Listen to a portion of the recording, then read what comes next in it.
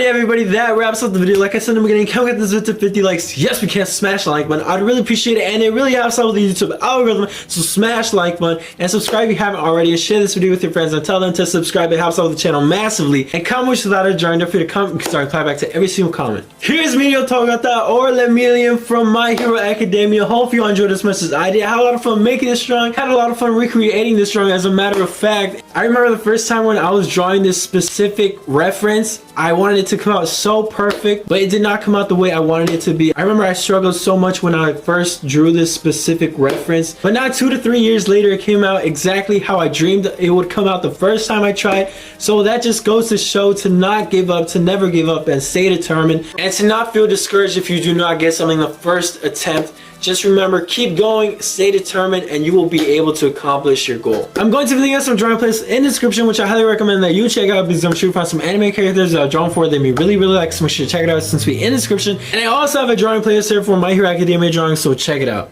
But yeah, everybody, hope you all enjoyed. Make sure to stay safe. Until next time, everybody, peace.